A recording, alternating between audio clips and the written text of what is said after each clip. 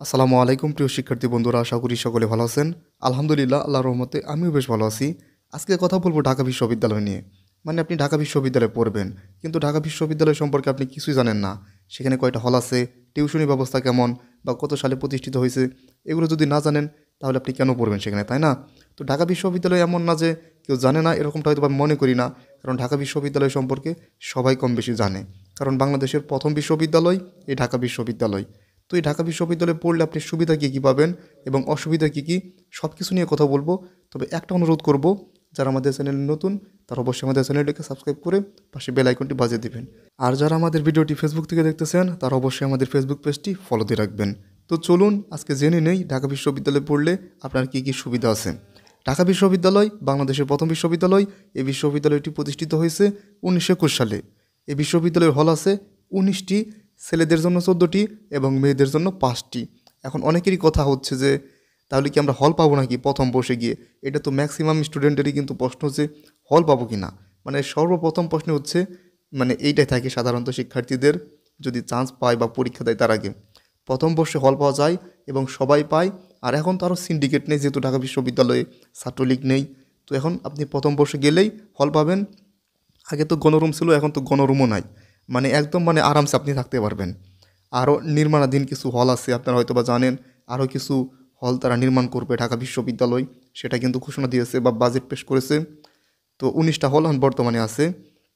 এরপর আরও হলে হতে পারে, সেগুলো হলে কিন্তু সেগুলো পরে। আমি বলছি আপনি ভর্তি হওয়ার পর, মানে এখন যে হলগুলো পাবেন সেটা কথা আর কি বলতেছি।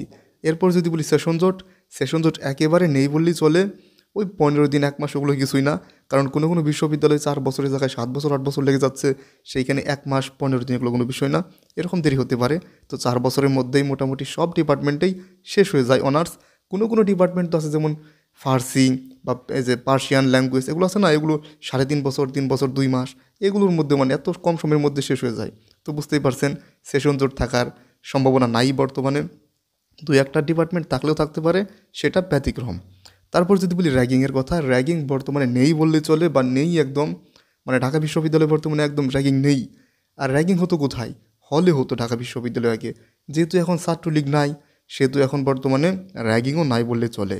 কারণ এখন তো সাধারণ শিক্ষার্থী, আর সাধারণ শিক্ষার্থী তো দেখুনই তো, ঢাকা বিশ্ববিদ্যালয়ে কিছু হলেই মিছিল মিটিং এগুলো কিন্তু হয়ে থাকে।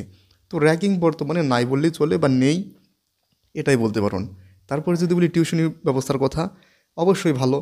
কারণ ঢাকা বিশ্ববিদ্যালয়, বুয়েট এবং ঢাকা মেডিকেল, এই তিনটাই হচ্ছে বাংলাদেশের সর্বোচ্চ। এদেরকে প্রায়োরিটি দেওয়া হয় ঢাকাতে এবং সারা দেশেই। আর ঢাকা বিশ্ববিদ্যালয় যেহেতু প্রাচ্যের অক্সফোর্ড এবং দেশের প্রধান বিশ্ববিদ্যালয়, এখানে আপনি মানে এখানে পড়বেন, আবার টিউশনি করাবেন, ভালো মানের স্যালারি পাবেন। সর্বনিম্ন আপনার একদম 7-8 হাজার টাকা কিন্তু দিয়ে দিবে। বা সর্বনিম্ন সর্বোচ্চ কত? সর্বনিম্ন হচ্ছে আপনার 5,000-এর নিচে তো হবেই না। 10,000 15,000 টাকা দিয়েও কিন্তু টিউশনি করা, এরকমটা কিন্তু শুনেছি। তো বুঝতেই পারছেন এখানে কিন্তু টিউশনি ব্যবস্থা অনেক ভালো। আর ঢাবির নাম শুনলে বুঝতেই তো পারছেন যে ভালো একটা কিন্তু ডিমান্ড আছে। এরপর আপনার ওখানে খরচ কীরকম হবে? যেহেতু আপনি ঢাকার মধ্যে থাকবেন, আপনি হল পাবেন ঠিক আছে, কিন্তু খানায় বা বাইরে আপনার খরচ চলে যাবে আপনার 5 থেকে 6 হাজার টাকা। আপনি যদি বলুন যে না, আমি এর চেয়ে কম খরচ করব, সেটা আপনার ব্যাপার, আপনি করতে পারেন। তো আপনার খরচ 5,000 থেকে 6,000, আনুমানিক মানে 5,000 আর কি ধরে রাখুন, 5,000 আপনার খরচ হবে। এরপর ক্যাম্পাস ভালোই, 600 একর। কিন্তু এইটা যেহেতু ঢাকার মাঝখানে অবস্থিত, এখানে সবসময় মিছিল মিটিং হতেই থাকে, এটা আপনার কাছে সমস্যা লাগতে পারে। তো এই হচ্ছে একটু সমস্যা থাকতে পারে। তো ক্যাম্পাসটা বেশ ভালোই, 600 একর, যদিও এখন 600 একর নেই, এর যে কম। তো এইটুকু ছিল ঢাকা বিশ্ববিদ্যালয় নিয়ে তথ্য। আরও যদি কিছু জানতে চান কমেন্ট করুন।